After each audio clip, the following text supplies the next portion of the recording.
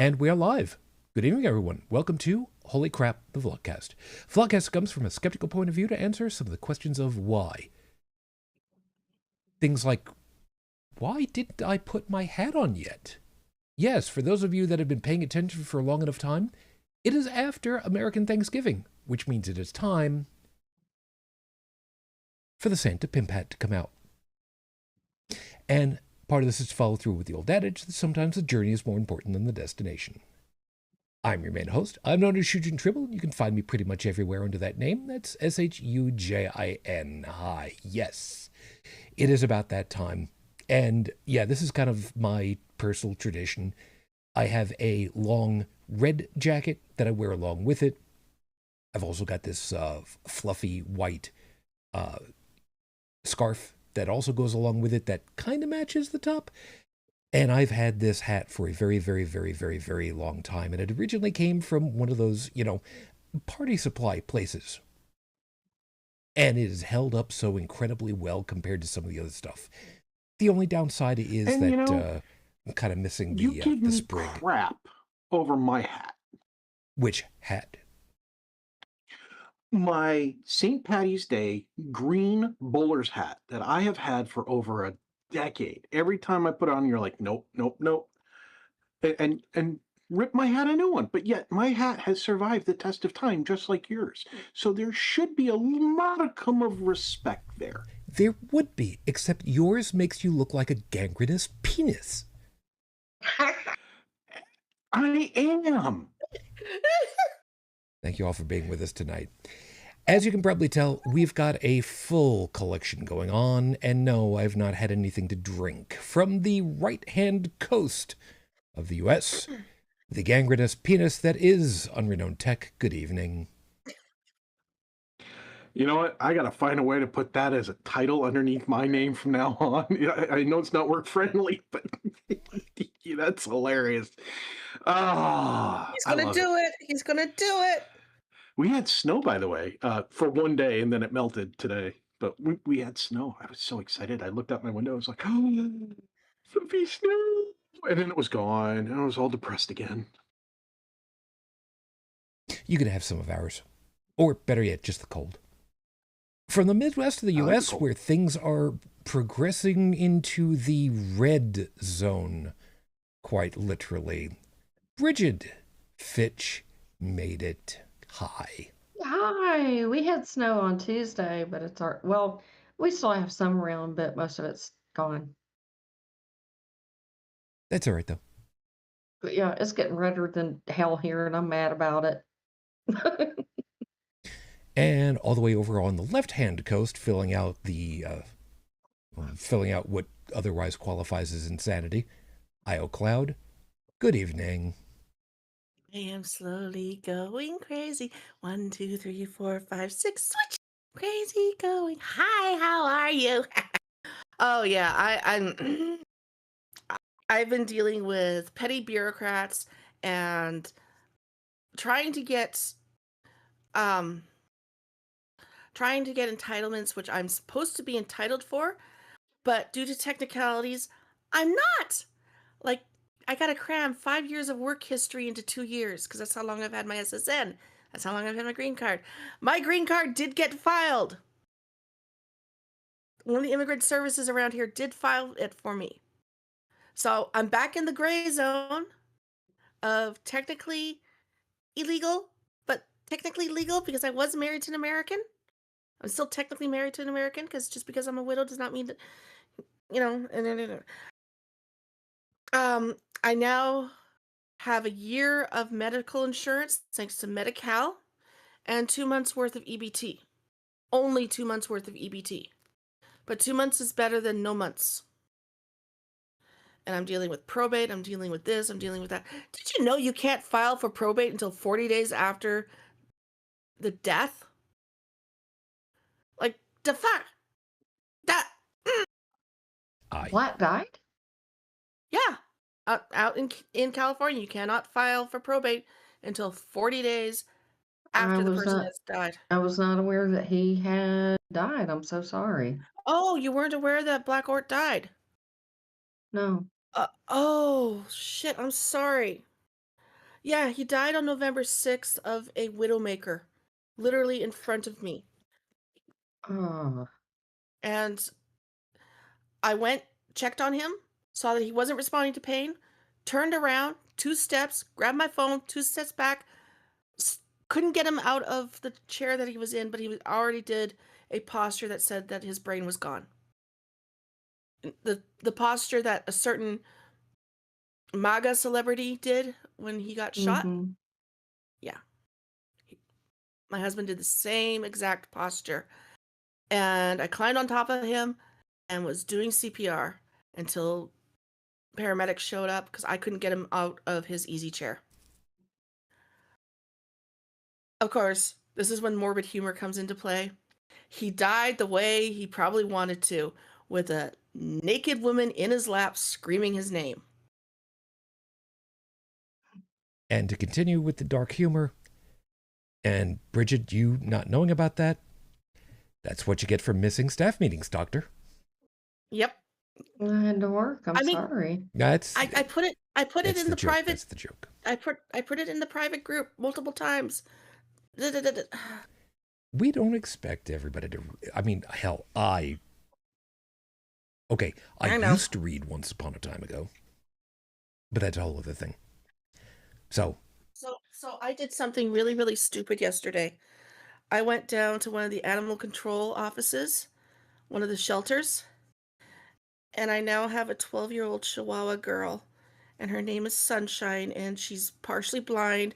She walks at my speed, and she's this adorable little thing, and she's currently sleeping in the living room.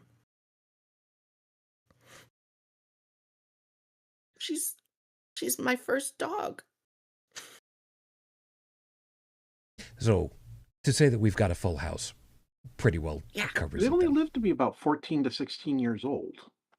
I know, and I'm fine with that. I wanted a senior because I did not want a yappy little puppy. And I did not really want a cat, even though several of the cats were trying to get out of their cage at me. Including this one Wait, kitten. you didn't want a yappy puppy, but you got a Chihuahua. And old. She doesn't bark. She does not bark. Okay. She's made a couple of little teeny tiny sounds, but she has not barked. She has not said anything. And I'm actually really, really worried about her because other than eating some hamburger that I had yesterday, when I was being forced to eat, you're sitting here, you're eating, this is a munch. I'm the D type, you're going to eat. Yes, hi women. She hasn't really eaten. She's had a little bit of cheese earlier today, but she hasn't eaten. And I've had 4 different types of dog food out to see what she will like. So I'm worried about her. Maybe the stress of the shelter, you know. But when I was walking with her today, people were like, "You adopted a senior. Oh, you're so sweet. She's so sweet. Thank you for adopting a senior." And I'm not saying that she's perfect.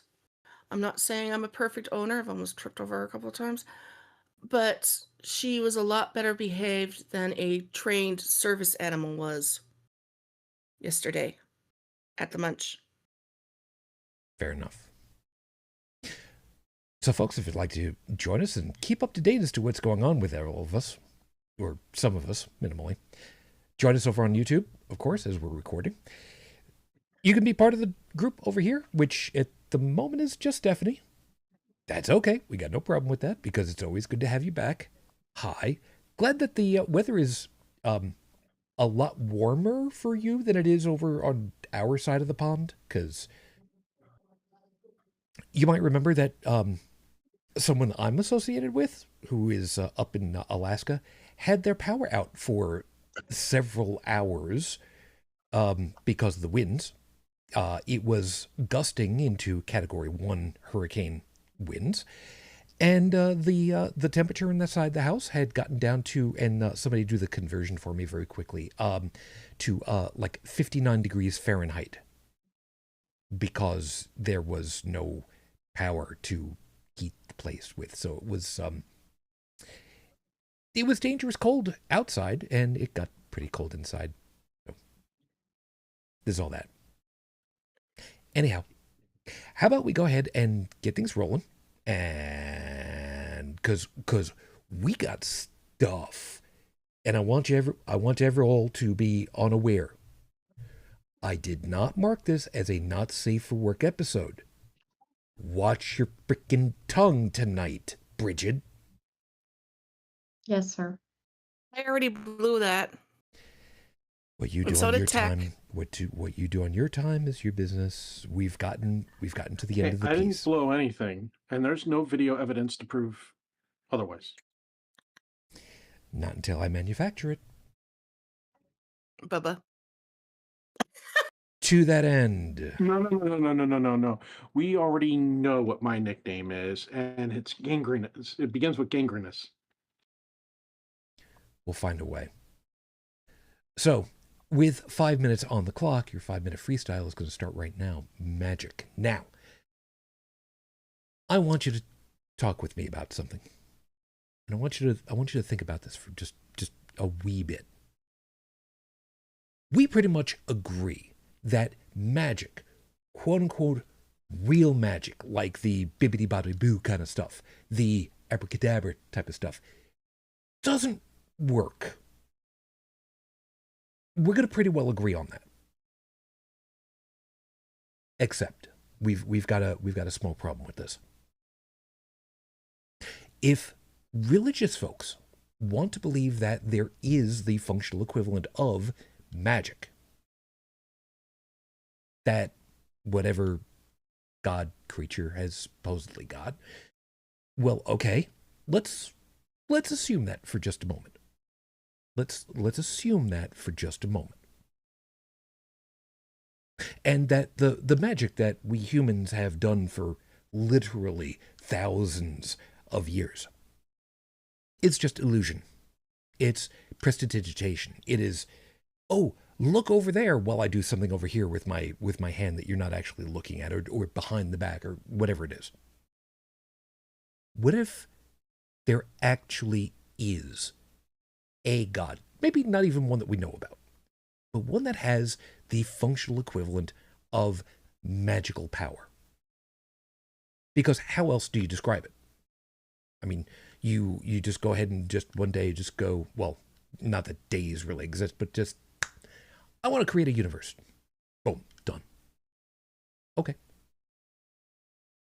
How? Obviously, we don't know. But if the power is, quote unquote, magic,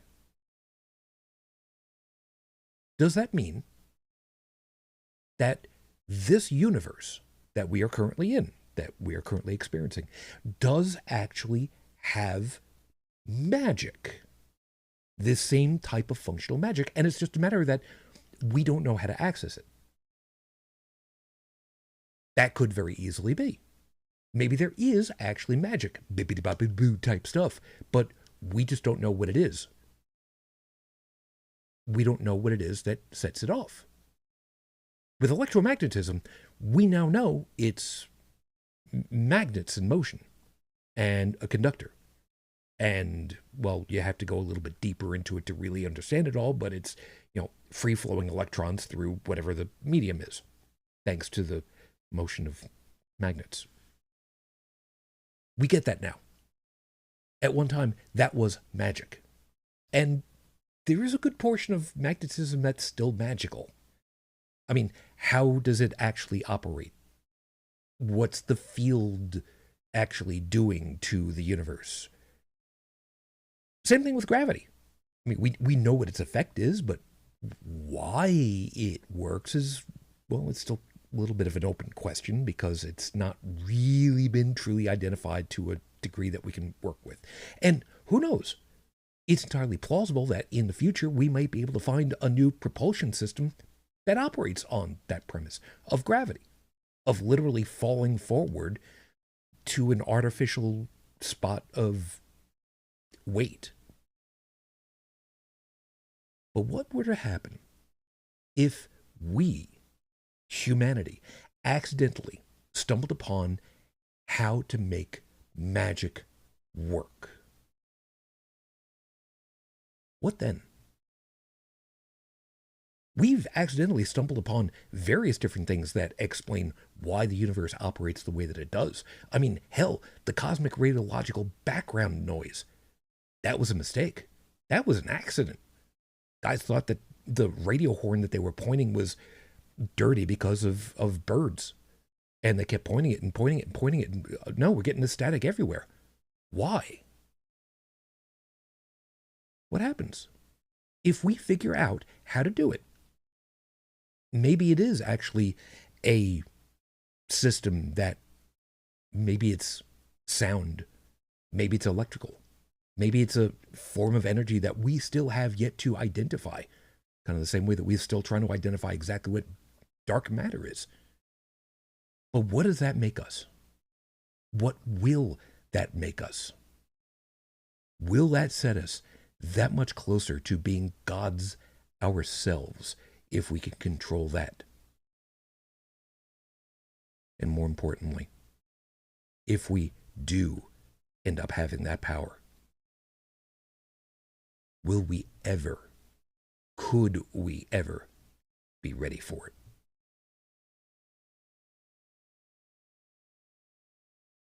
I'd love to find out. Now I'm going to go ahead and I'm going to put the glasses back on again. And yes, I feel like an old man with these, but they, inside of my arm reach, I can actually read things properly now. And admittedly, I've got the other readers that I've got, but I mean, there's a small problem that they're half broken and one of the arms is kind of digging into the side of my face.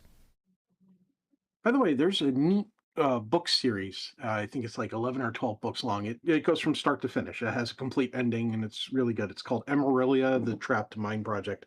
And one of the concepts in there is that alien species have magic, but it's not really magic.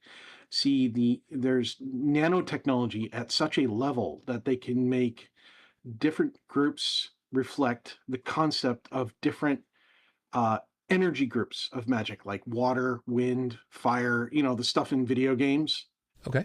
And so that your efficacy of your spells directly correlates to how well your body interacts with these nanosystems, and that your body can actually be upgraded by these nanosystems to become effectively more efficient over time, hence leveling up. It is a really cool series. And anybody who's looking for a good fantasy / science fiction mix of, just magic and science and, kind of a hero story, it's really cool. And if you've got a slow holiday season, you've got some books you want to read, or even Audible format is excellent, go for it. Seriously. Sounds like fun. So go ahead and turn that on because it is time for the horrible scopes. So for those of you who know what your astrological sign is, cool. Those of you that don't, I don't care how you figure it out. Just figure it out for yourselves. It's not going to make any real difference functionally. They're all pretty much crap. I mean, you read the name of the show on the way in, right? Cool. So yeah, how do you want the sequence to go for readers today? Gemini. I guess we have. So she wants to go third. All right then. That. I'll go fourth because I showed up last. Fair enough. So that means Bridget's second. So last week's scopes were a retro redo trademark due to my illness. And we're talking about last year's Strong's National Toy Hall of Fame list of inducted toys in Rochester, New York. So this week it seems only fair that we cover the nominees and inductees for this year's toys. And everybody, please remember, this is an exhibition, not a competition. No wagering, please. And if you're old enough to get that reference, just know that Paul Schaefer is a musical madman who played with the Blues Brothers. Some of you know who that is, and that's quite all right. We'll figure it out. Aries, not an inductee, but not because the marketing for it was poor. Matter of fact, when we say the catchphrase, you should know it straight away. Played with common checker pieces and a vertical rack, it's become likely to get inducted next year because of the 3D printing communities. People have designed new versions where the two colored chits automatically sort themselves out at the end of the game. So this week, the commercial's phrase, "Pretty sneaky, sis." Connect 4 by Milton Bradley. Go play it again. And yeah, before we move on, by the way, this is absolutely true. 3D community folks have generated a new version of the chits that go into the board so that at the end, when you open up the bottom, one color filters to one side, the other color filters to the other side. You don't do anything special. It just dumps on whichever side you're on. And it's beautiful to see that. These guys are freaking amazing. I love it. There's a kid on TikTok whose mom uses the term "be seizure free," and he's completely nonverbal. His favorite game is Connect 4. He's got hundreds of them, literally. Taurus. Chemistry pop quiz hotshot. What do you get when you combine sodium tetraborate and guar gum? Though only technically correct, we would accept one of the 3 inducted toys this year. We would also accept the answer, I don't know, because that would give us an excuse me, I had to cough there. Okay, I was getting worried a second. Because that would give you an excuse to dump a bunch of slime all over you. So this week, excuse me, you kids and you homemade slime, when we were kids, we had to wait for, you can't do that on television, to come and wait for Christine to say that famous phrase, I don't know. That was such a good show, too. That was a good show. They also had a recurring gag where if anybody said water, they got dumped with water, except for one episode where everybody said water and it wasn't happening. And then Lisa, I think it was Lisa, started going through saying water in different languages until she got to Spanish and said agua. And then she got drenched. And they said, oh, yeah, the new guy is upstairs speaks Spanish. Oops. It was a hilarious joke when it happened. Gemini, Excuse as me? much as we're huh? You're last. Oh wait, I'm sorry. I thought that was yeah. I'm on Cancer Moonchild. I'm sorry. Tack. Gemini. As much as we're trying to be professionals about this one's name, it's really tough. What do you get when you combine horseshoes with shuffleboard? A game that's associated with the American Midwest, but popular enough to be found internationally. So this week, if you can say the name cornhole without hearing, I need TP for my bunghole in your own head, we will pay you 1,000,000 quatlus. TP. Bunghole. Okay, so I don't have the voice right. I've only seen a couple of those episodes. I've seen every episode plus the movies. Okay, now it's my turn. Cancer Moonchild, your toy choice has some good news and some bad news. The good news is it's free. No, seriously, it's literally 100%. There is no way to successfully market it, even if you wanted someone to. Free. The bad news is it's highly seasonal. Your toy, if it even qualifies as one, is snow. How wild, right? Now, yes, there are things called snow-making equipment, but that only works when the conditions are likely for snow in the first place. So this week, yours is the great equalizer of play. Snowball fight, build a snow fort.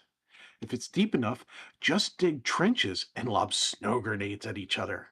Just remember, no ice or slush balls, and no shots to the face.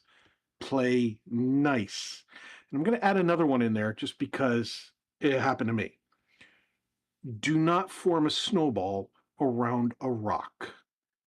That will get you banned from the playground. Okay, I didn't get banned. I got hit by the snowball with the rock. okay, the Ontarian that I was until I was 9 years old is going, where's the at? Yeah, let's not do that. Leo, the earliest rendition for your game goes back to 1890, but again, marketing wasn't nearly as good as it would be 85 years later. Your game's catchphrase was marketing genius. And now we're kind of wondering if the advertisements are half the reason these games were inducted, which yours is. So this week, if you go to watch The Nutcracker, do not call out in the middle of the show, "You sank my battleship!" Ergo, the fact that this toy is even being considered is a testament to how immensely popular it was. There have been a few shopping season situations that required security intervention, but yours is one of them. Just add batteries to this toy, touch it in just the right way, and eventually it falls over, convulsing on the floor, giggling almost maniacally. So this week, for those of us that grew up before the 1990s, we know the truth that Tickle Me Elmo wouldn't have existed were it not for the furry, lovable old Grover paving the way. Won't you spare a minute to thank both for your childhood? Tickle. There, there was a millionaire. He had just won the millionaire thing in Canada. And one of the radio stations was having a contest for the rare Tickle Me Elmo, the first season it came out. And they had one, and they were trying to auction it off for charity. The person that was willing to pay the most was going to get it. And that millionaire, somebody I knew, called up the radio station, and the radio DJ went, "Is this Gary Troll?" Literally his name, Gary Troll. "Yes." Yeah, it's yours." He paid like $20,000 for it, for the charity. Yeah. There was a news station, I believe it was here in the US, that when none of the stores had Tickle Me Elmos left, they had acquired one legally and purchased it. So it was their private property at that point. And what they did is they thought it'd be funny. They went to a store and put it on the shelf. And then when people would pick it up, be thinking that they had found the last one, the press would come out and go, "Ah, we got you. It's actually not for sale. It's our last one." And they eventually got in a lot of trouble for that. Good. Libra, Not too much trouble. Libra, one of the greatest legends ever told, was how a young man was taken under the wing of an old wizard, took the sword of his father, and eventually united all the peoples in the land with the idea of might for right is the way forward. Now imagine the legend of King Arthur was set a long, long time ago in a galaxy far, far, far, far, far away. And you get Star Wars lightsaber for your toy. So this week, remember Kenner, the brand that sold all the Star Wars toys, was basically printing money with all the stuff they had? When you're ready to find your niche, think simple. Think addiction. Because dopamine is a hell of a drug. And it's free. Scorpio, when you think of the humble wheel, you'd likely think of using them in pairs, adding a horizontal brace under a platform of some kind to make a cart. Make it 2 carts, placed front to back, and now you have a platform cart that holds far more weight without tipping. Now take the wheels and smash them together in the center, add a handle up front, and you make it small enough for a child to stand 1 foot on it. You've now made your nominated toy, a scooter. So this week, remember, it wasn't Calvin Klein that turned scooters into skateboards, no matter what the historical reenactments might suggest. I get that reference. I was hoping somebody would. Sagittarius, we're about to blow some of your minds with this toy because we're betting most of you out there didn't remember this part. And I'm going to admit, I didn't. Your toy. I had one of these. Your toy, though it's hardly ever talked about this way, has very specific mathematical formulae on each part, describing exactly what it will do. This means that all these years later, the underlying geometry is basically public domain, because you can't copyright mathematics. So this week, the worst part of your toy, spirograph, has got to be the damned pens that come along with it. They've always gooped up, smear ink all over the place when I've used them. I hope you have a better time with yours. That is 100% true. That is 100% true for me. That's why when my parents got me the spirograph, they got the one that came with the colored pencils. There you go. And it was, mixing up the colored pencils and geometry stuff. It always came out looking beautiful because I couldn't draw a damn thing to save my life, but I could make really cool patterns with beautiful colors. So I actually enjoyed my spirograph.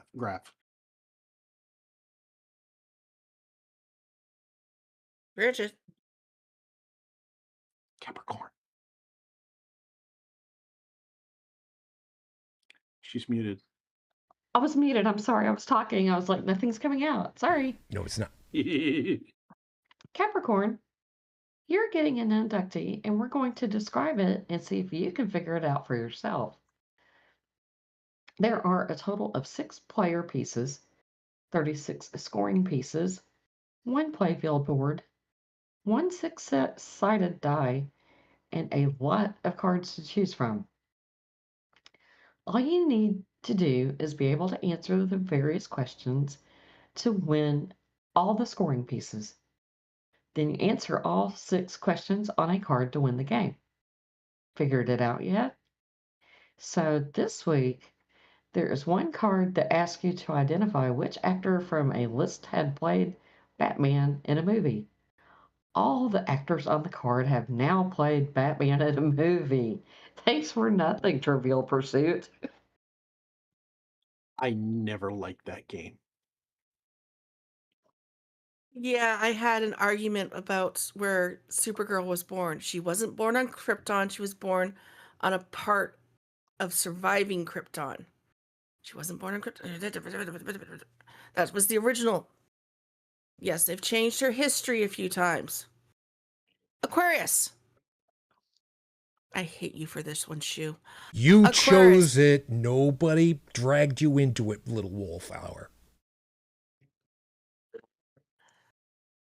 Aquarius. Your nominee toy damn near caused an international espionage investigation, and it absolutely did make people think that the damn things were intelligent. In 1998, these fuzzy creatures with piglet ears, a bird beak, and drowsy blinking eyes featured innovative technology, including adaptive language learning and sensors to respond to things in its environment. What was unclear at the time was that the so-called language learning was simply pre-programmed sounds. It wasn't learning and repeating what someone said. It was just following a routine. So no government secrets were actually being leaked. So this week, yeah, that's right, over 40 million blessed Furbies sold turned the Cold War into something dangerous. You can be dangerous too. No, really, sure. I mean, you could totally make us worried about our lunch in the break room. So interesting about the Furbies is that there are ones that will play back things that have actually been said. It's just like a tape recorder taking like a few seconds recording and then just playing it right back at random intervals. That's the one that really got people worried at the government level, especially when people were having Furbies on their desk. But it's not like they were being taken into secret areas or such. But yeah, That's the one I had. I put a link in the show notes There's a man named Scott who has a YouTube channel called Kentucky Ballistics. He works with he tends to converse with a company a lot who makes things out of ballistic gel, like zombie dummies that can be shot with firearms. They made him a mega ballistic size FURBY.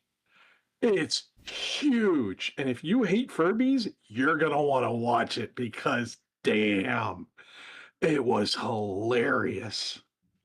But I love Furbies. I'm I gonna had go take 3. Sunny. I'm gonna go Yeah, take Sunny you for a know. walk. I'll be back in a few minutes. Okay. Pisces. How's your German these days? Yeah, we thought so. Well, don't worry because your toy, which originated in Germany, has been translated to your usual language. It's not an inductee, but it's super popular, except to the writer of these scopes, apparently. Obviously, because he didn't talk to me about it, I could have told him all about it. So sorry, got nothing witty to add about it. So this week, your toy is the board game Catan, aka Settlers of Catan. By the way, anybody who's listening to this who knows what I just said, yeah, you and I, we get along great. The only thing we know about it is the play field consists of hexagons. So how about checking on your beehives now that the winter is finally here? And had the writer of the scope had actually asked me about it, I could have clued him in on the phrase, I've got wood for sheep.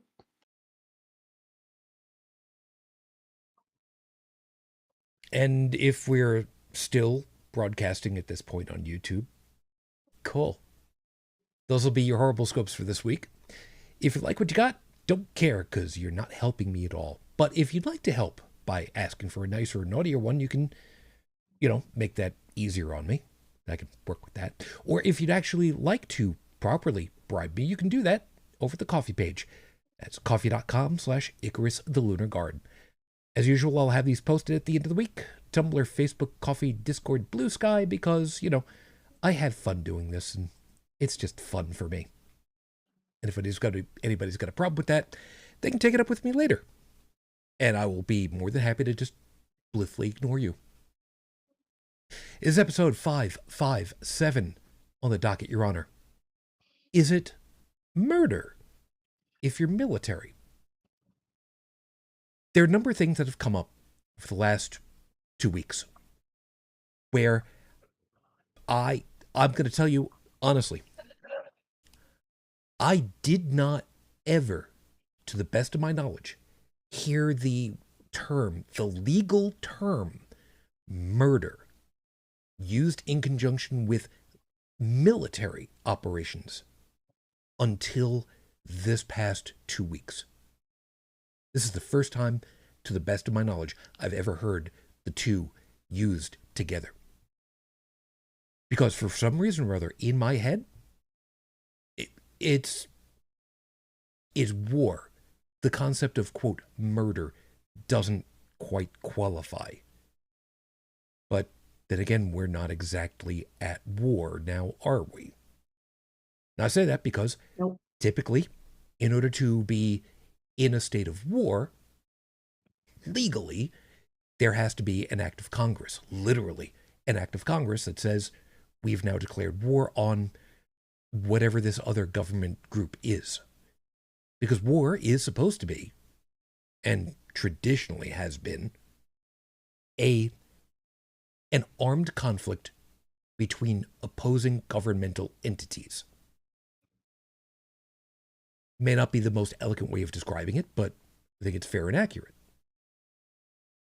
The problem is, outside of the bounds of an actual war, a declaration of war, what do you call it? When you kill someone, when your military forces do that. And most especially, what got me, and the link is in the show notes for the Legal Eagle video that really brought it home to me. What happens when the act itself cannot be justified in any way at all. And it is simply the death of individuals, especially those who are no longer any threat, even if they were in the first place, who are obviously signaling for assistance.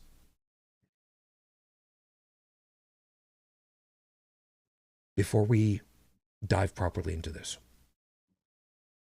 somebody do me a favor and get the tech, if you would be so kind, the Wikipedia article regarding the term no quarter. There's some people that have heard this expression before.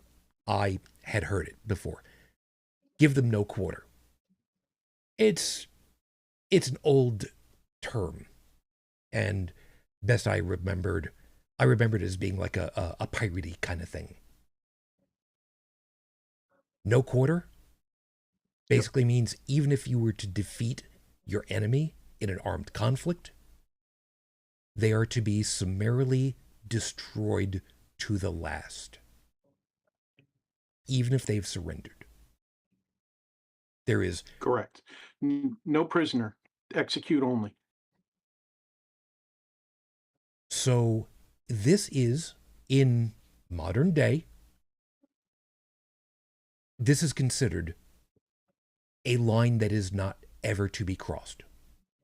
It is not. If a combatant surrenders,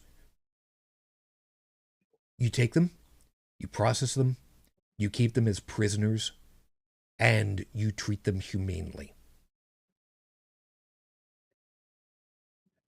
That is not what has happened.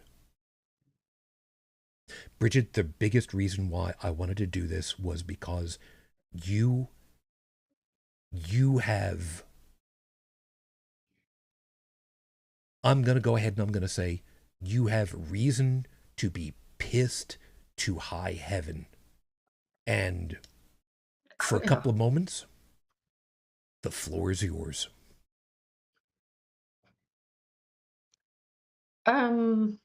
As far as these extrajudicial killings, and that is what I'm going to call them, we are not at war, so these cannot be quote unquote war crimes.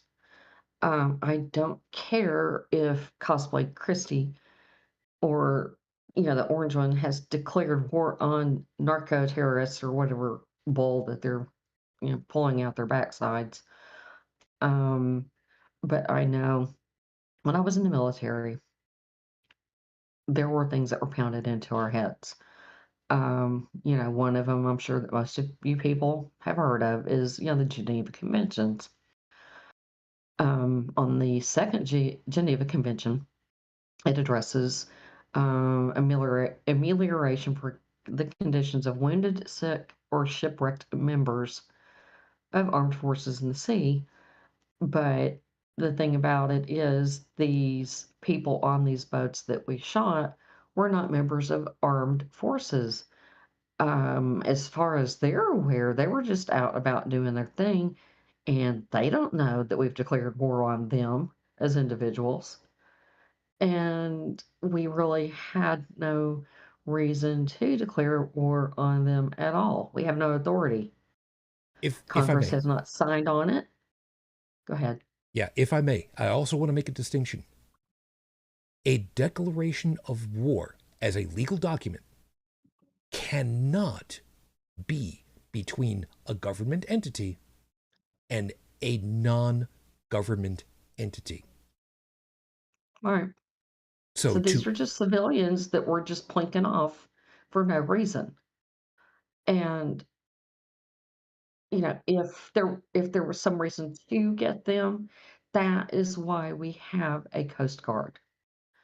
Coast Guards will, if they suspect that someone is trafficking in narcotics, the Coast Guard will, will board the vessel and check and see if there's any contraband on there, and then confiscate that and arrest the individuals, and then they will be tried, which is how it should be.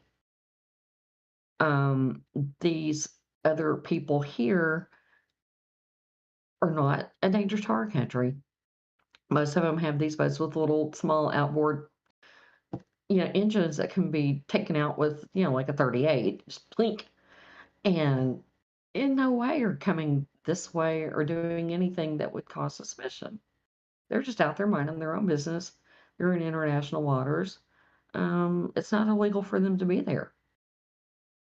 So, what really upsets me about all of this is that in the military, we have a list of regulations and laws that fall under the Uniform Code of Military Justice. And the one that has been getting the most focus right now is Article 92, which is a punitive article because we do have like general behavior articles, and there's punitive articles and articles for everything. I think that when I got out, I had to memorize 134 of them, but there's like 170 something articles under this. But on Article 92, that one specifically addresses following orders and not following illegal or unconstitutional orders. And that is something that was drilled into our heads that, if you are given an illegal order, you are to refuse it. And the person, whoever it was that made the decision, up the chain of command, all the way down to the person who pulled the trigger, should be punished under Article 92. Because, crap rolls downhill. See, I used a safe for work word. I said crap. Um, and the other admiral, I can't talk, admiral who resigned about a month ago, I think this is why he resigned. It's because he knew that things like this would be going down, and he wanted no part of it. And so he resigned. Now, this other admiral who carried out these orders, some of it is being blamed on his taking liberties with double tapping. And what the double tap was shooting the people that were in the boat. There were a couple of survivors that were left that were, signaling for help and hanging on to flotsam, and then they were shot again and killed. And as far as that order coming down, I don't think the admiral just dreamed it out of his head that he was just going to go blow up some people. That order had to come from somewhere. And it was probably from Keg Stand. And for people who don't know, that is, Pete and Hegseth. But it doesn't matter if he gave only the first order or the second order, because he's claiming ignorance now. Can't keep a story straight. But he knows better. He knows better. The admiral knows better. Everybody down that chain of command knows better. We have all been taught what that article means. It was repeatedly taught to us. We know. And what really gets me is that this outrage over these 6 members of Congress who put out this video on, don't follow illegal orders.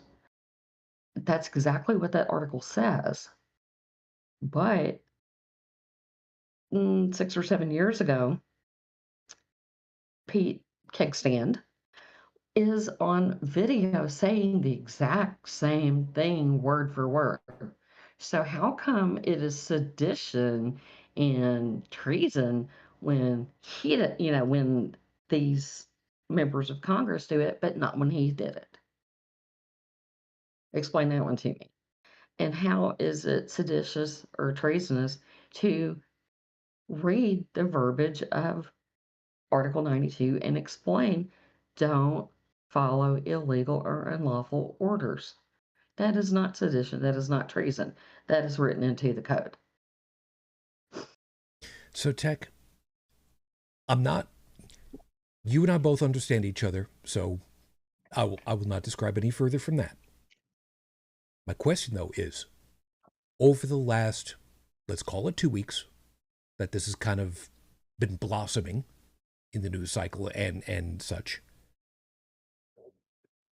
for what you would otherwise see publicly, do things look a little uncomfortable out there in .mil territory? You have to know what's, and I think Bridget will back me up on this one. When you're around a lot of active duty people, it's not what they're saying that you have to listen for, it's what they're not saying, what's in the void. You know, the topics they're not discussing, the words they're not using, screams louder once you learn to recognize those patterns than what's coming out of somebody's mouth. And there's very little I want to say at the risk of potentially getting anybody in trouble. Of course. Um, but yeah, it's one of those things where when you're around an average person at the grocery store or, you know, at a coffee shop or whatever, they'll speak their minds, they'll be loud and everything else. And, you know, and then you go to a .mil, some whatever, and I don't mean a website, but, you know, and then you'll listen and you'll hear a certain absence in the comparison between the two. And at that point, you know that they're really hyper aware of what's coming out of their mouths. And if you're cognizant of that, you don't bring it up to them because you don't want to put them in the position where they have to say something and could potentially, oh, look, there goes that person's career, you know, in their attempt to try to educate the non-military person about something, and then they accidentally say the wrong thing. Because I've way pre-Trump, my first time, my very first year, working with literally, now it's not the first time I've worked government and military contracts, but the first year I ever actually had to work daily, side by side, by active duty military. For me, it was a complete, it's like taking somebody who's never left their neighborhood, somewhere here in the United States of America, and then throwing them in the middle of the Philippines or Mexico or uh, Chile or Italy or whatever. You know, it's a culture shock. And so my first year was complete culture shock, and they could see, bless their hearts, in a positive way. The people I work with could see I was going through culture shock, that I just had no fathom of certain things. And so they took the time to explain things to me. And I could see a good natured, a kind hearted military person going, you know, who maybe somebody has just came on board, as the saying goes, for the very first time, and they're talking about what they see in the news, and they're trying to get them to go like, look, we don't talk about this and that because of this, that, and maybe they accidentally over explain something, somebody hears it, they get reported, and boom, they're gone. Granted, that's an extreme example. Again, I think Bridget might actually back me up on this one, but it potentially, with this current administration, could potentially happen. So there's a huge void in what's not being said. It is loud. I've been doing this for a long time, and it's deafeningly loud, as the phrase goes. Yeah, and as far as my saying that everyone knows better, this was the oath of enlistment that I took, that I, Bridget Fitch, yeah, we're just gonna leave it at that, do solemnly swear that I will support and defend the Constitution of the United States against all enemies, foreign and domestic, that I will bear faith and allegiance to the same, and that I will obey the orders of the President of the United States and the orders of the officers appointed over me according to regulations and the Uniform Code of Military Justice. So help me God. So the UCMJ is mentioned right there in the oath of enlistment. Now that becomes interesting because I'm not going to say we know, although it's very likely that we do. I'm going to go and walk that back just a little bit. We very highly suspect that there are a very large number, a percentage, a not inconsequential percentage of the rank and file military who would ignore, because it's inconvenient, the rules and regs of what constitutes an illegal order if it follows along with their preconceived prejudices. You might see what it is that I'm trying to get at here. Yeah, and that's also a reason why there was a purge of the JAGs, and those are the those are basically the high-ranking attorneys that would give you legal advice on whether something's legal order or non-legal order or anything else that you've got any legal questions about. Those were purged early on. Then the uh what's the word for them? The secretaries of the Air Force and the Army and all of that, those were purged as well. And then a lot of your 3-star and 4-star. I mean, in my case, it would have been generals, but you have admirals or whatever the branch of service is. I'm not familiar with all those, but those people were purged and they were replaced with loyalists. And if you will remember, General Milley, the last time that we were, stuck with this FOTUS, FOTUS wanted him to shoot protesters in the legs. And Milley was like, no, you cannot do that. That is not legal. So people like Milley have been replaced with like Keg Stand, who would say, sure, yeehaw, let's go shoot some people. And he would have people that would be just all too willing to go along with that and not even question it. That's scary. And memory serves, that might be part of the reason why we have people from the press, especially, who have had biological optical sensors removed from their mounting positions. And some people might be wondering what it is that I just said. Literally having Cameras? No, eyeballs. Oh, eyeballs. Yeah, keep the press away from any source of information so they can't know anything. And if they don't know it, they can't report it. So I want to get back onto the written topic for a second. We haven't gotten away from it, but I want to get this one very, very specifically.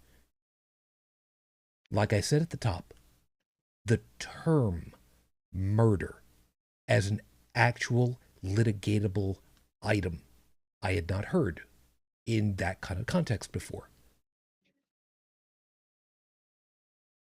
I don't know any longer how I can square the two being separate.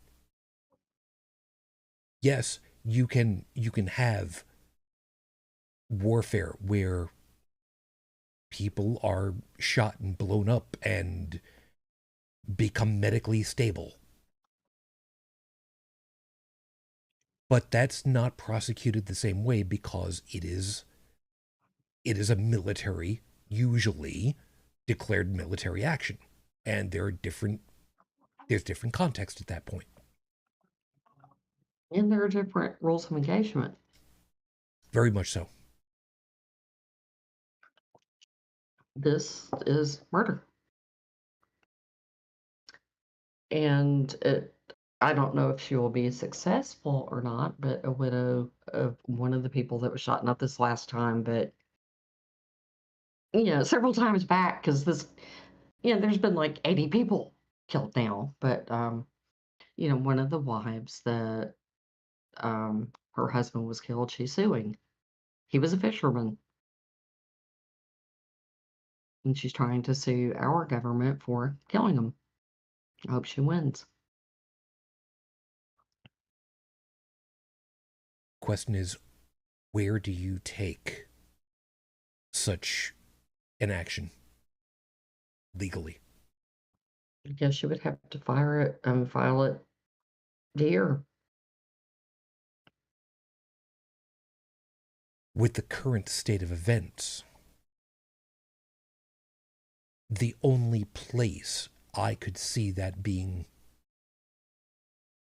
safe, and I'm using very, very large quotation marks around it, would be at the UN. Literally, they would have to do it. If they have to come to American soil in order to file, the only place where they might not be accosted would be at the UN itself. Because any other square foot outside of an embassy, they're going to get picked up by the jackboots that are surrounding people for no good reason. Yeah. And they will end up also being detained, not being in touch with anyone in who only knows what kind of facility, with who only knows what level of care, and maybe, just maybe, like others have been, oopsie, fell through the cracks. It happens. Sorry. Well, I mean, I don't know the details going on over there, but I would imagine that her first step would have been going to the consulate. And rightfully so.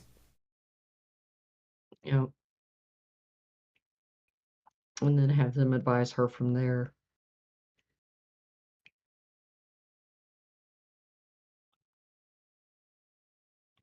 Io, this is not a dig, so I want everybody to know that one, right off the top. We joke that the Geneva Conventions were put into place basically because the Canadian forces were they were that good at what they did. Whether it was fair or not, so to speak, or war, what they did set the stage for basically a new version of these are the terms of conflict.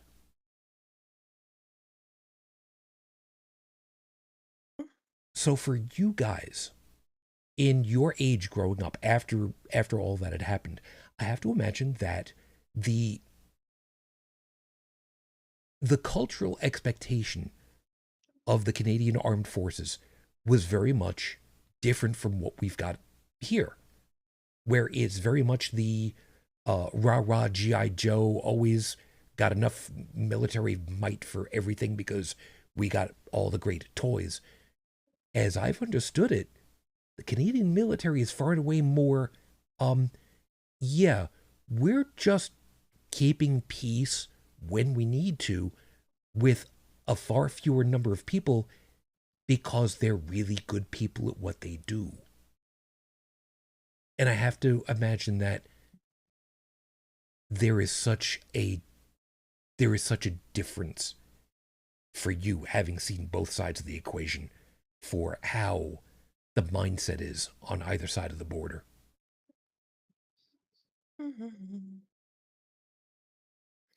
Well, being Canadian, it wasn't really talked about much. You had to actually live near one of the Canadian Forces bases, and then there was talk and stuff. My grandfather never talked about his service. He never talked about what he did or what his father did. And it got interesting because I believe it was CBC, but I could be wrong, could have been some other knowledge, history, whatever channel that started to talk about what Canadians did over there. More specifically, the maple leaves that were found in the tunnels that were dug underneath the main battle area where all the trenches were.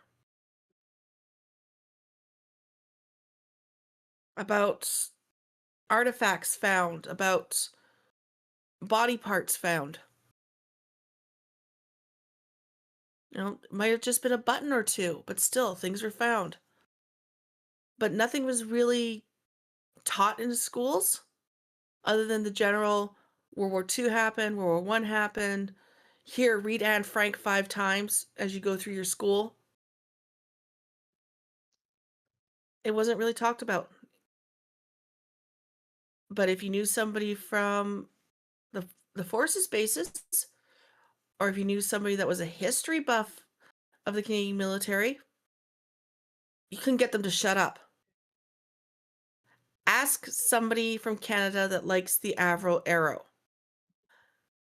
About 2 hours later, you might get them to shut up.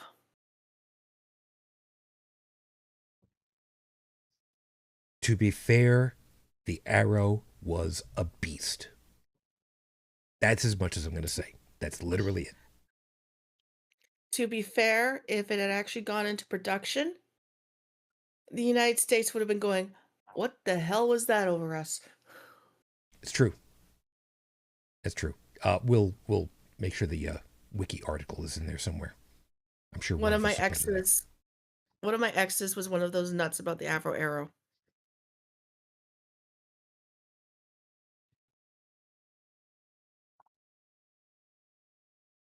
I'm listening to what Bridget and Tech are talking about, and what really gets me is, yeah,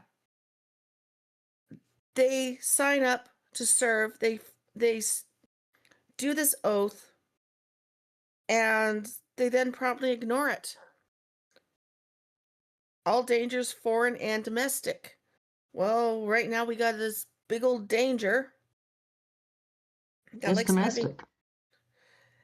likes having temper tantrums, especially at 3 in the morning on Truth Social.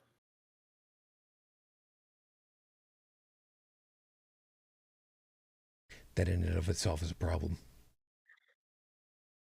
Yeah, I stuck a PDF up in your show notes, but if you look on part of it's on Article 92, but part of it is lawfulness. And a general order or regulation is lawful unless it is contrary to the Constitution, the laws of the United States, or lawful superior orders, or for some other reasons it's beyond the authority of the official issuing it. Basically, the president can't order the military to kill civilians, American civilians. Let's make sure that we're clear about this one. The president can order anything he wants. The question is, are the people who are tasked with the order smart enough and have the temerity to stand up to that order if it is illegal and say no? That's the dice roll right now, isn't it? Yep. Mm-hmm. I don't like it when that comes down to a dice roll. And unfortunately, a lot of the military follow Trump. They don't have the cojones, they don't have the spirit to stand up to him. The other side of that too is the further down the chain you go, the more likely they are to obey the order because they're assuming that whatever came down is legal and lawful, or else it wouldn't have come down. I have a question. Mm-hmm. And I'm going to open this up to all of you. But Bridget, I think that Bridget, I want you to hold back a little bit and let these two go at it first. Opinion Okay. from you two first. If there is an illegal, just blatantly illegal order that is put to one of the highest generals, admirals, whoever, and they obey it and rubber stamp it down, and it is followed through on all the way down. Again, blatantly illegal order. When the time comes, when the pendulum shifts, and they are brought up on charges, your opinion, would that qualify as I think of it, dereliction of duty because they did not stop an illegal order? Now, I'm looking for opinion. I don't expect any. Please remember, folks, we are not lawyers. We don't take legal advice from a podcast. We don't know jack shit about, for the most part, what's in the UCMJ. This is just going off of the personal opinions. How many people were tried after World War II and said, I was just following orders?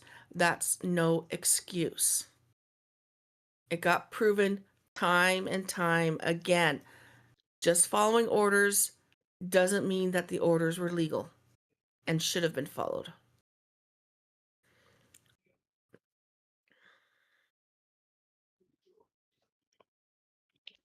Tech, do you want to take on Tech. any of that? I'm just looking up dereliction of duty and to find out what it actually says here, and it's in the United States Code, Title 10, Section 892, Article 92, applies to all branches of the U.S. military. It specifically says a service member who is derelict has willfully refused to perform their duties or follow a given order, or has incapacitated themselves in such a way that they cannot perform their duties. And I'm like, okay, so if it's their duty to not only not follow illegal orders, is it also their duty to point out when somebody is giving illegal orders? Is that actually written into any code? Well, let's find out. What say you?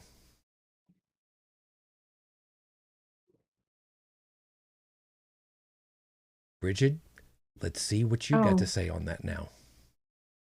I don't think it's explicitly listed in the code that you have to tell someone. I'm not sure exactly if that's what Tech was getting at, but you do have a duty to refuse it. You can explain why you're refusing it, but there's caveats with that. Anytime you're given an order, if you refuse it and say no, there can be serious consequences to saying no. They can bust your rank, they can put you under confinement, you can go to jail, but and go to get a court martial and be punished accordingly. But there are also consequences of following an illegal order. So if you say no, you still could get in trouble. But if you say yes, then then you have Nuremberg. And following orders, like they said, is no excuse. So there are going to be ramifications either way you go.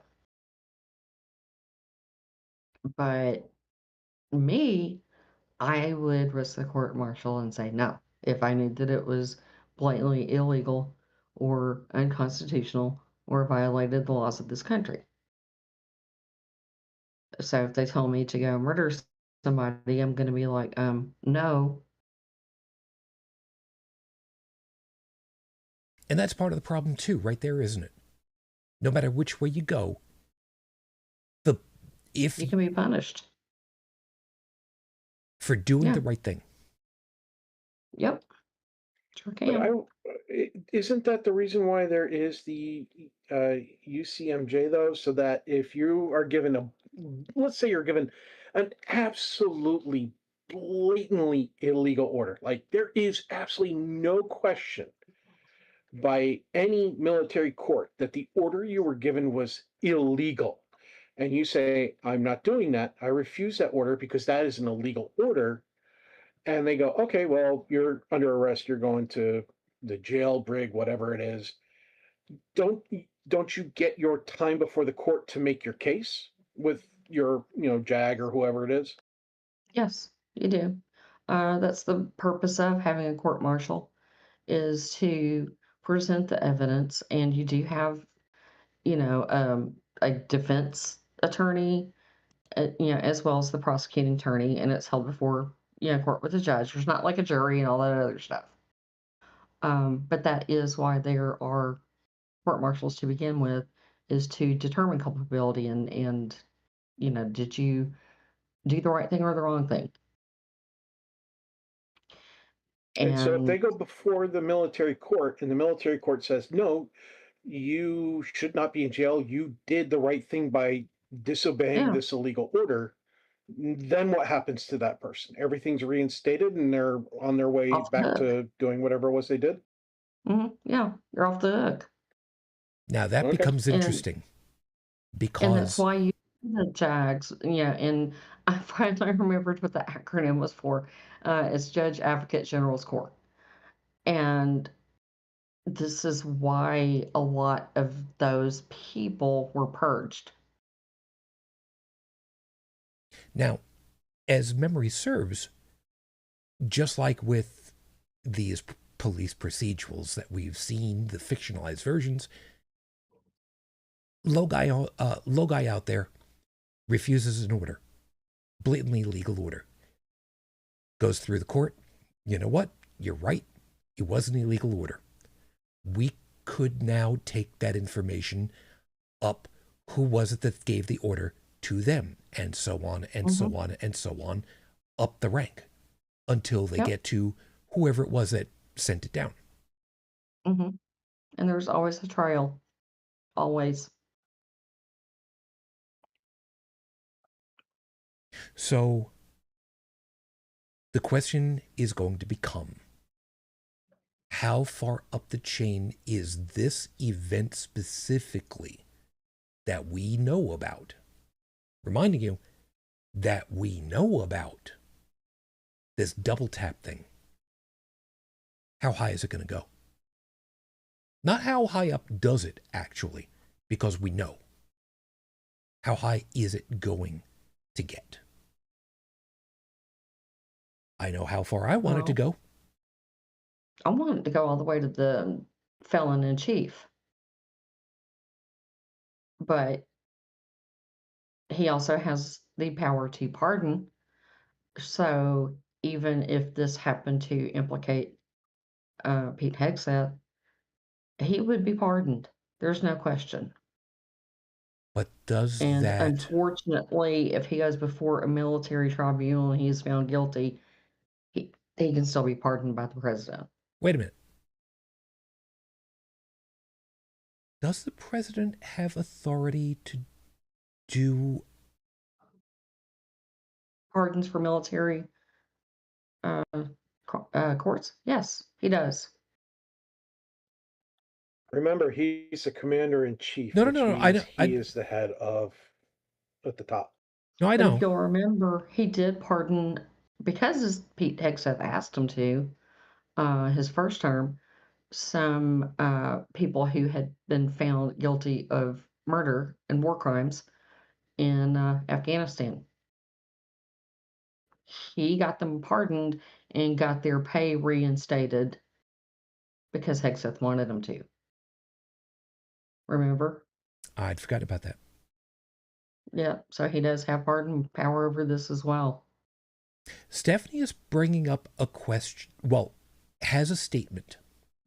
The question of it is at the current moment untested, saying the felon-in-chief cannot pardon himself. Yeah, that's untested. I suspect it will be tested. But anybody from Pete Hegseth down can be pardoned. The statement itself is rooted in a very simple concept in United States law, whether it's official or otherwise. And it is very simply that there are presidents, there are office holders, there are no kings. There is no absolute authority. A president who pardons himself is a king, a tyrant, and a despot. There is no two ways about that. The problem is, in these days, it is hard, it is exceedingly difficult to try to figure out what level won't be crossed. What level of digging is enough? And every time that we think that we've seen the bottom of it, no. So it is entirely likely, before all this shit is done, we may have that go through to the court. Mm-hmm. And I don't know about anybody else. That thought terrifies. That thought terrifies the absolute shit out of me. Mm-hmm. I think that this SCOTUS would allow it. And if that's the case, we no longer have a functional government. It's hard pressed right now. We haven't had one since the inauguration. Agreed. Now, Timothy Schneider, I keep bringing him up. I think I can't say that he was wrong, but the day after the election was called, he he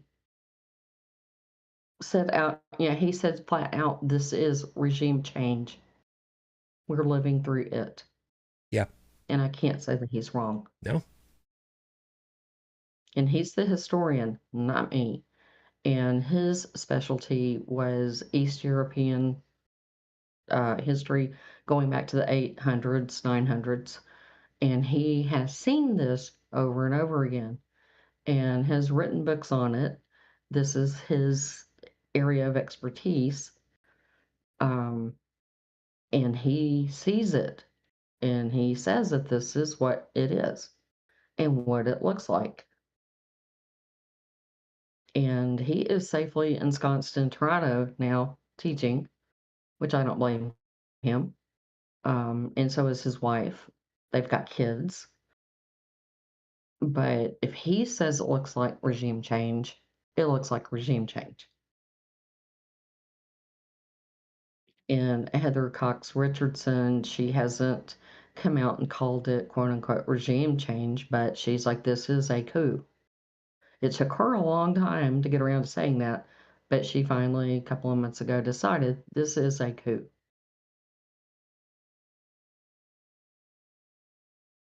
Stephanie's also and it never stopped. Yep.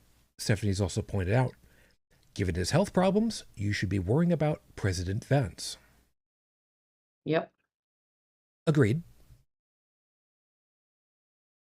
But that is a bridge that we will burn once we've gotten to it. We have to deal with the dumpster fire already. But the really odd part is there was a poll sent out recently amongst, GOP that if they had to pick, the next successor, now Vance was the number one pick, but would you like to guess who number two was after Vance?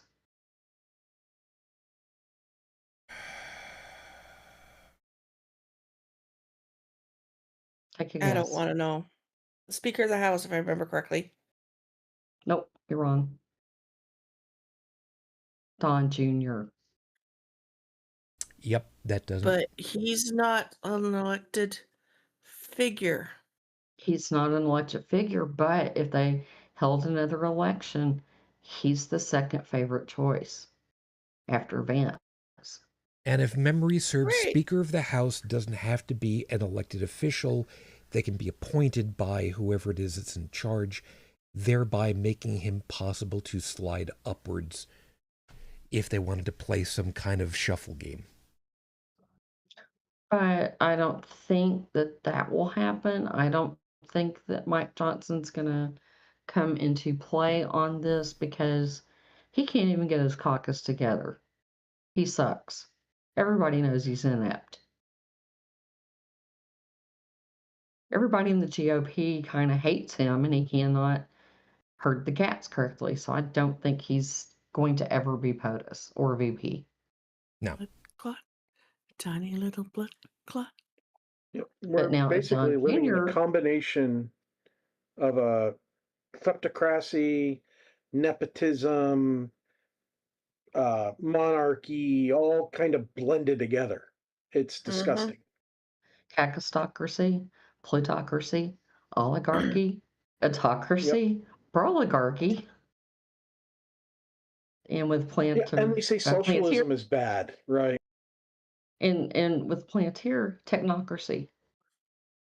There's going to be some historian at some point in the future that will have to coin a new term for our particular circumstances because it does not follow anything else that's ever been seen in history. It's unique. So there is no box to put us in right now because so many of them fit. I mean, we know that we've got, Plutarchs that are corrupt as, hell, stealing from the treasury us anything they can get their hands on. We've got the oligarchs, which are the tech bros. We've got the theocrats who are up in there in our business.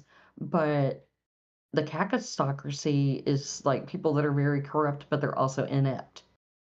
They're the worst of the worst. And that's what we have. This cabinet is people who are vastly unqualified in these slots, and that was by design.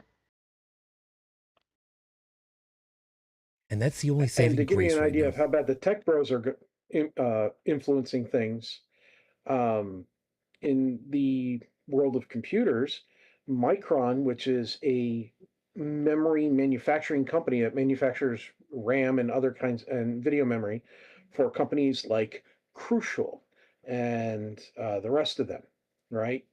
Samsung and so on. They announced that they're no longer going to be selling to the general public.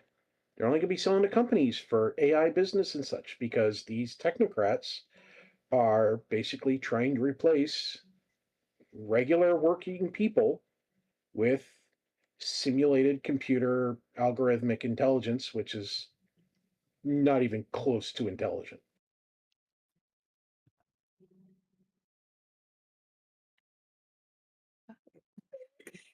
Don't get it, man.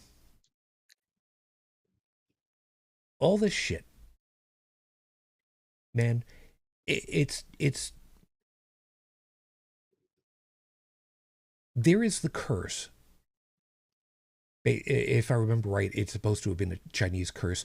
May you live in interesting times. Brother, ain't it just?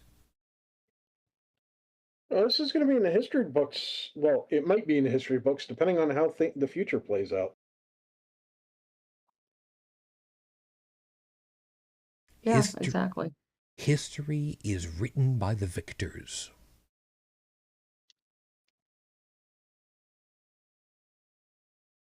But no, history is written by the survivors. Which leads me to another 1984 quote. He who controls the future, he who controls the present controls the past. And if you'll remember back in February and March when they were scrubbing websites. They're revising history. Mhm. That stuck out to me. They are controlling the past and going back and revising the past. So how are we supposed to know what is true? And this is part of the reason why, believe it or not, good old-fashioned analog learning is still vital. It's not a luxury. It's vital. Anything that can be changed on a whim, even Wikipedia, as amazing a system as it is, if it suddenly went poof, what would you have? People can download. You can download the text of Wikipedia, and it will fit on your phone these days. No lie. But if suddenly there is no more digital infrastructure, what have we got left? Paper. Really? Ham radio. That's what we've got. No. No digital anything. If the digital infrastructure suddenly goes, that includes everything that controls power. First off, we got bigger problems, of course, at that point. But if you wanted to relearn anything, it's paper. So the thing is, I say ham radio because there's a lot of ham enthusiasts that do have like solar setups, crank setups, all sorts of different alternative energy sources Oh yeah. to power ham systems and repeaters and so on. If the whole infrastructure collapses, the last remaining infrastructure will be the hams, the GMSR, The enthusiasts.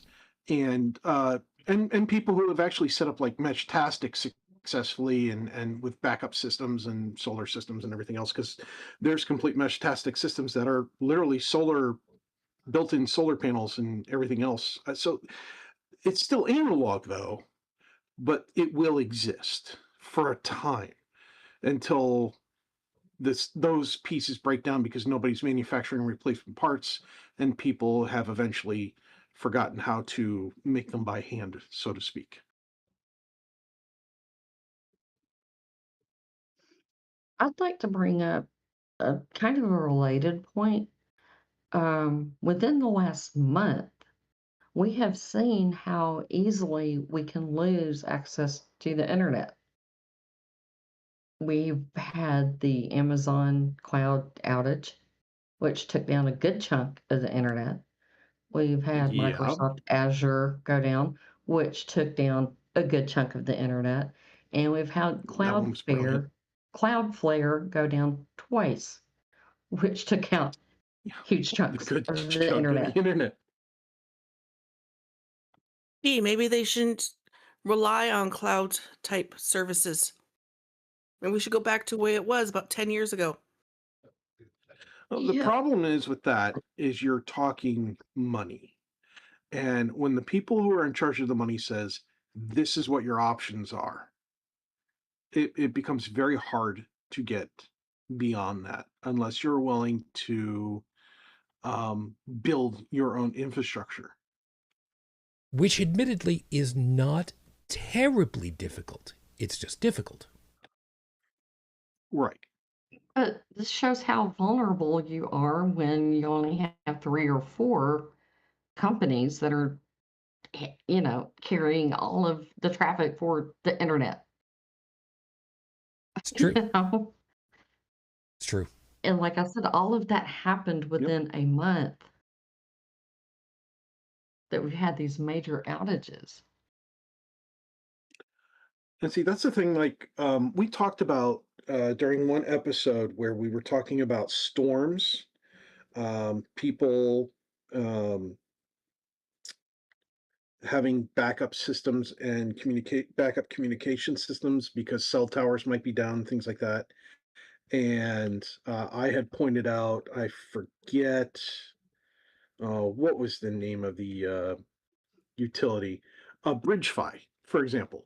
BridgeFi allows cell phones that are running BridgeFi to basically form a mesh network, meaning there's no central repeater, there's no central internet. They're just wirelessly connecting to each other, and then you send one BridgeFi user, a message, and they might be halfway across the U.S. As long as there's enough cell phones actively running BridgeFi and within communication that the web of BridgeFi users is daisy chained enough that it's unbroken to that person, your message will get across. But that requires people working together. And that's something that we can be very bad at in this country. We can also be very good at it. Very, very good at it. But we can be very, very bad at it. And the amount of people that I come across nowadays where I go, how did that person get a driver's license? How did that person get a job operating a computer? Did this person not, pass reading at a fifth grade level? How did this person tie their shoelaces? It's increasing over the last decade. It's bad. Oh no, we can't force little Jenny or Johnny to learn how to tie their laces. We have to give them Velcro.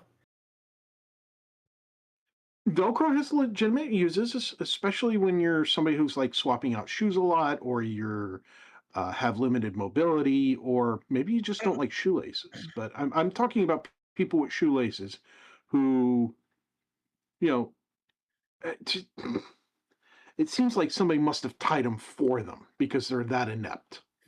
I'm talking specifically about the people that have the IQ, could probably do it if they had been taught in the first place. And why aren't they taught? That's a different scenario. That's not what I was referring to, but yeah. It's Some of these same students are no longer taught to write cursive in school either. Mm-hmm. And writing in cursive is actually good for the brain. Mm-hmm. The humanities are good for the brain. So is civics class, stripped out. But we don't see enough schools with that anymore either. Yep. Oh, and by the way, my son went to school up north and in the U.S., and they still teach cursive writing up there. Oh, good. Yeah. Yeah, granted, cursive writing was only mandatory for 2 years, but they covered everything from block print to cursive to typing, the whole 9 yards. Sorry. Which, by the way, typing. You said it wrong. You need the accent. Typing for me, I never took a typing class. My typing learning was on the really screwed up keyboard known as the Commodore 64. So we are not the same. I did end up taking a typing course just as an extra credit. And the computers were old enough that I would have to stop typing and wait for the buffer to catch up. I believe it.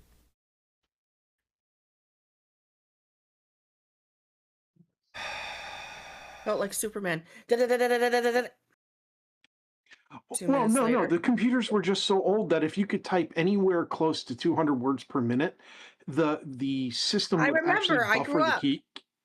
Yeah, the keyboard would the system would buffer the keystrokes, and then eventually it would stop buffering and it would just ignore the keystrokes until it had more room in the buffer. It made for some interesting errors during class. We're going to be wrapping up very shortly. As we get done with all this,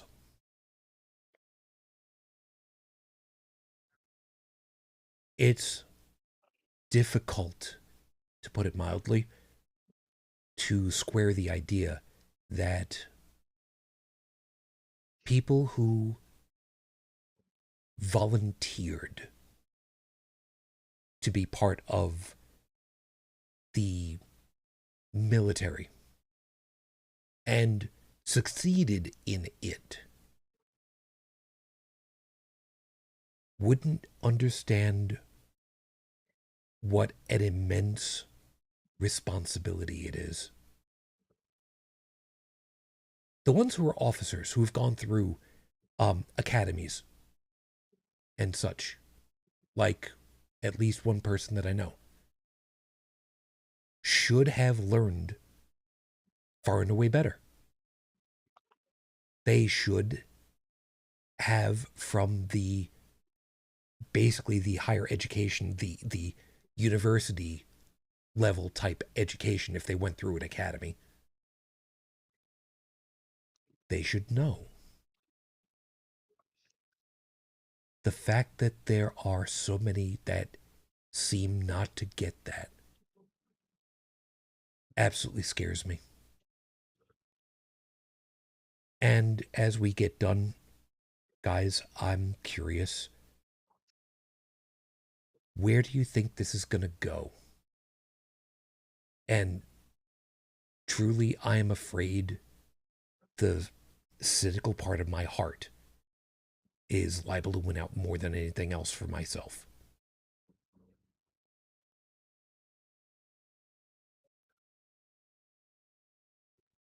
I will start with you. Well, I know that the social safety net that's supposed to protect me has all but fallen apart. I know it's not what you're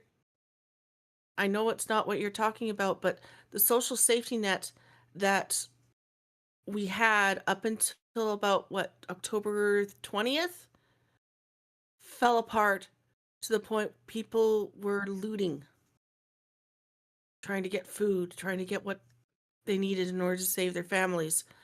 The way that the government is currently going, yeah, it's not going to look good.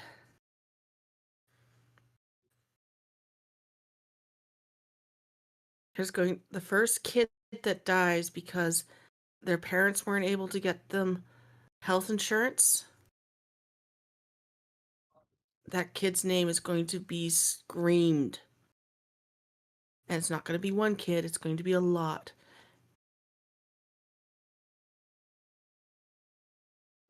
Jack, I'll kick it over your way.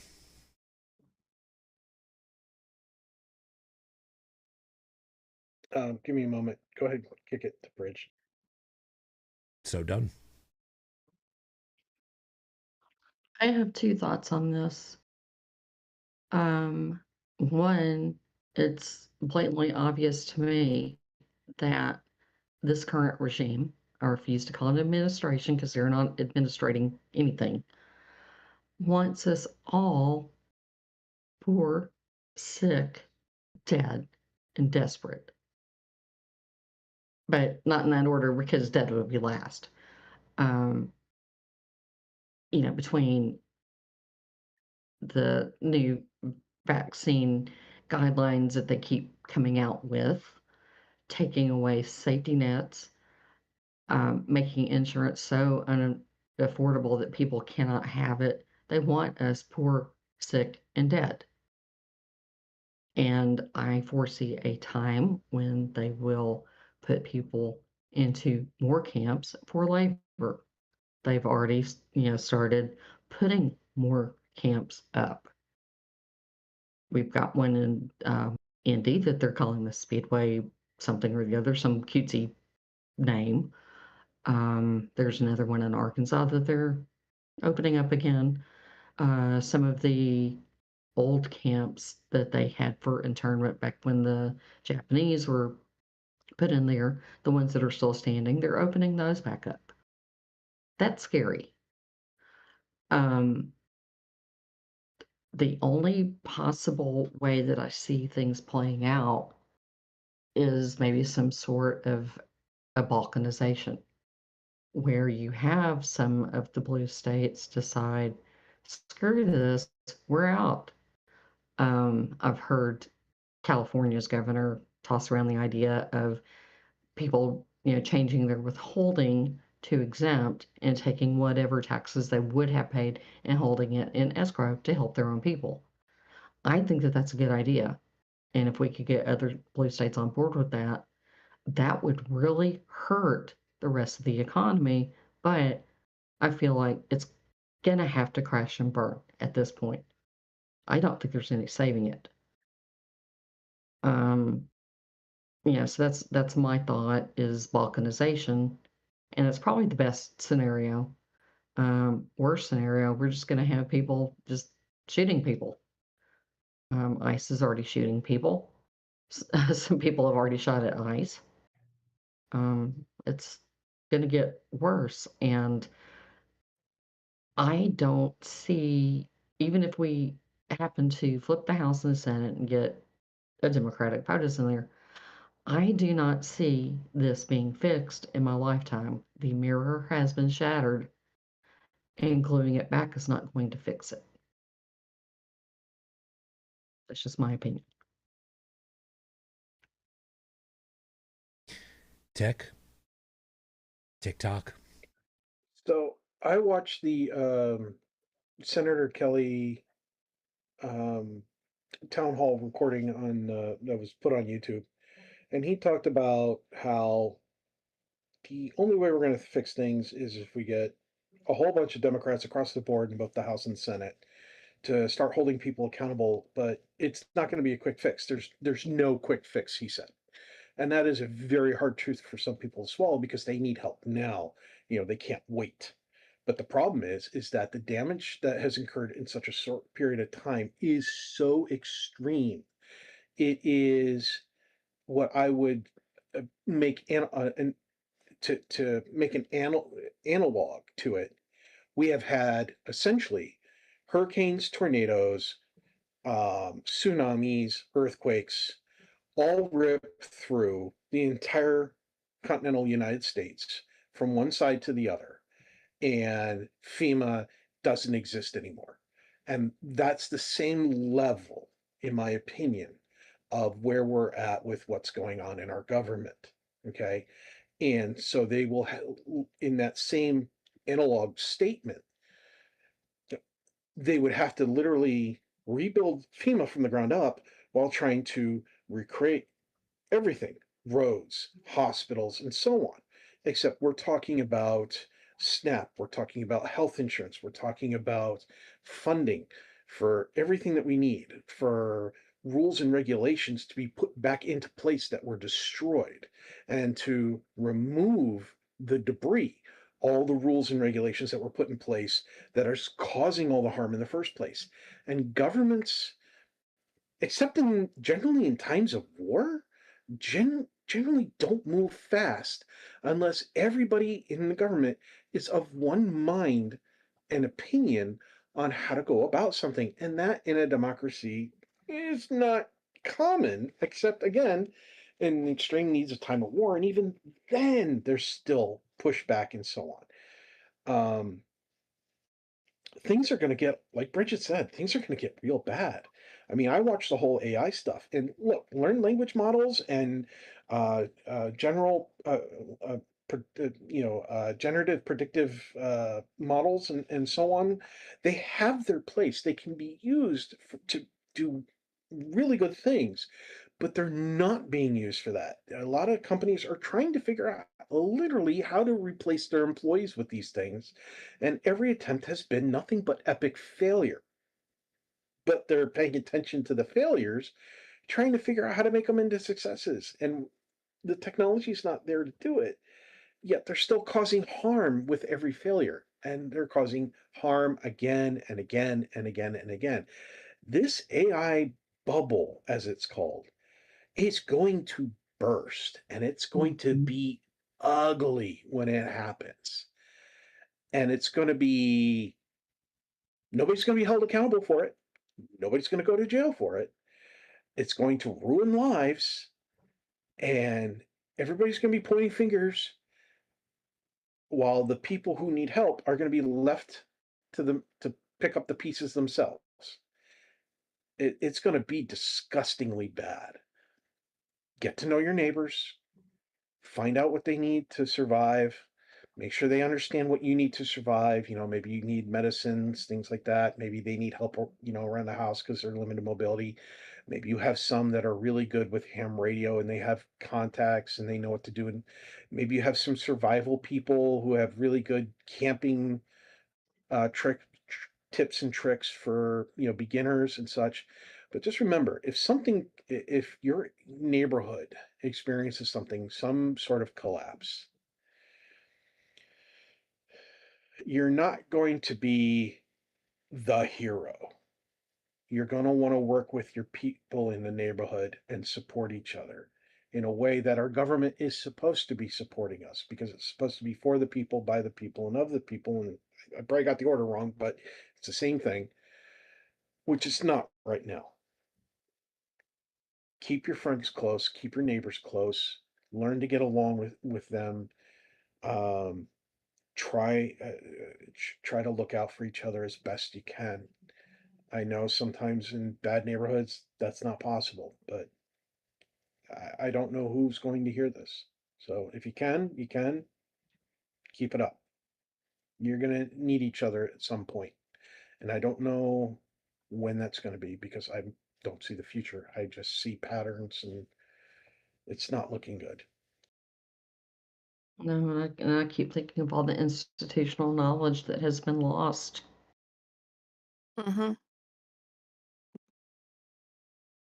I'm going to close this off with this. Okay. We're scared.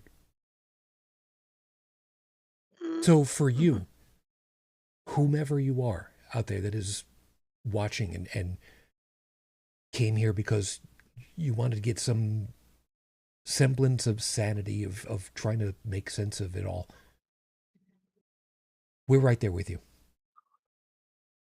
There's nothing wrong with being afraid. There really isn't.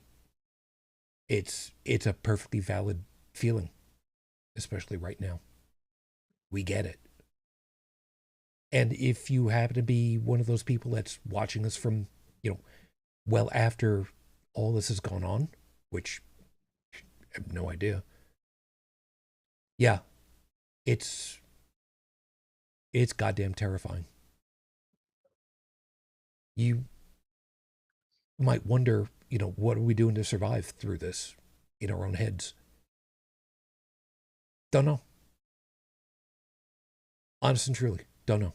There's a lot of it right now that's just autopilot. And we know full well that there's a lot of stuff that we just don't know right now. I mean, hell, I did not realize when I was like 15 years old, there was almost a nuclear exchange that happened between the United States and the Soviet Union because of a glitch in the over-the-horizon radar system that one guy in the Soviet Union said, no, there's no way the United States is going to send one missile our way. It's a mistake. It's not real. Literally bet his life and the entire life of the entire world on his expectation of what he knew. He knew better. We've had situations where people could have literally started a war because of something that was done or said, and it didn't happen because there were a couple of individuals who were smart enough to know better, kept their cool, kept their head, trusted in their knowledge of what was going on and what wasn't. For the most part, we are nobodies. In the grand scheme of history, we are nobody. But right now, we are the voices for each other to help each other cope. Are we going to be the ones that are going to change the way that the world operates? Probably not. Is it still possible? Sure, it's possible, but probably not. And that's okay. Because we may not have the responsibility of fixing everything else that's out there, but we have the responsibility of caring for each other. Sometimes that's where it starts. Sometimes that's where it has to begin. With making sure that we're all okay in our own circles. Do we have to push at everybody else that's higher up on the depth chart? Absolutely. But it's okay if that's not something that you can do. Maybe it's not something that you can do now. You take care of yourself. You take care of your circles. We will get through this together. May not feel like it, but we will. One way or another. You have my word. With that, we're going to call it a night. Thank you, everyone, for being with us. We hope that you found something worthwhile in all of our perspectives. You got something to think about for the week ahead. Stephanie had also mentioned it will take generations for the USA to recover. Yeah. Mm-hmm. But as somebody else also put it, justice is a long, curving road. We'll get there. Like I said, we'll get there together. You take care of yourself. Io, thank you. Glad you were able to make it. You take care of yourself this weekend, and good luck with the new little one over there. Like I've been telling people, I hope you find the peace that I've lost and the strength to do the impossible. Pas ce soir, mon amour, j'ai encore du travail. Not today, my love. I have work to do. Thanks, hon. Brigid, as usual, unfortunately, there is no lack of people that you could just go ahead and fire off at. But knowing full well that we're done for the night, I got to limit you to only one, maybe two. Glad you're able to make it. What you got? I am going to give my fuck you to Stephen Miller for his racist eugenicist bullshit and doing stupid shit like ordering ICE to just round up anybody and everybody, including, white people, blonde hair, and scrubs driving in their car on their way to work. You mean people who are like 4'11" and maybe 95 pounds wet? Yeah. That are screaming, I'm a citizen. I'm a citizen. They're like, don't care. We're dragging your ass out of the car anyway, even though you're on your way to the hospital. We don't care. Wonder where my Second Amendment folks are.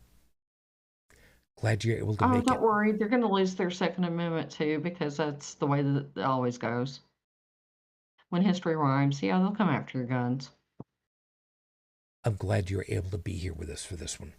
Seriously. Me too. You take care of yourself. I'll try to.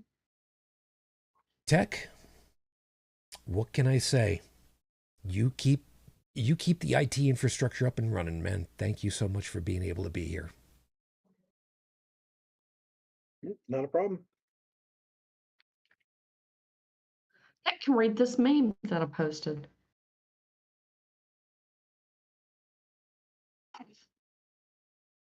So the meme Bridget posted says, and I quote, "It's very hard to maintain mental health because so many coping strategies are based on the idea that your anxiety is unwarranted, and right now needs more of a, quote, okay, extremely warranted, but you still gotta water the plants or you'll have fascism and dead plants," unquote, approach.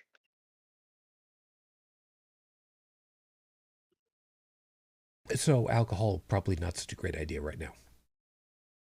No. Honestly, right now, truth be told, for everybody out there in the U.S., I would avoid any kind of alcohol, narcotic, and so on as much as humanly possible because you want a clear head right now, and for the next couple of years as much as possible. It's one thing if you're seeing a counselor, therapist, whatever you want to call them, and they're like, you need to take this, that, and the other thing. That's something completely different. But snorting the nose candy and puff the magic dragon and followed by like 240s, not a good idea right now. So noted. Not a good idea most days, but definitely even more so now than before. Fair enough. Yeah, you need situational awareness. Folks, thanks again for being with us. If you'd like to be in touch, of course, easiest way is probably over on socials. You can hit us over on Discord and BlueSky. Can't promise to be there instantly for you, but if you need a voice, we'll try to be on our best behavior to let you know that we're here for you. We'll be back again next week, assuming that my health is continuing to improve. I'm not in grand shape, but I'm a hell of a lot better than I have been, believe me. And for those of you that have been a little concerned for me, just thank you. I appreciate it. And I can't think of anything else that we need to cover at the moment. Oh, except for those of you that that celebrate, it's a little late at this point, but happy Krampus Day. That's every Happy year on the 5th. Zappadan. I'm sorry, what now?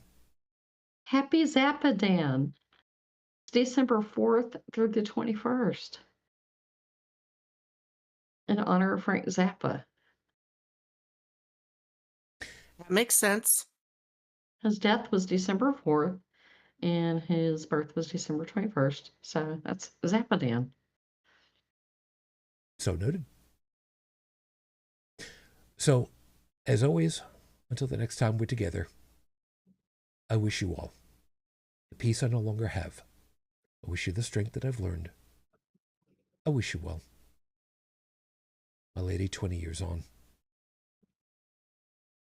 Still in love. Oh, Matane Fujin. I love you. I miss you. You dream of me.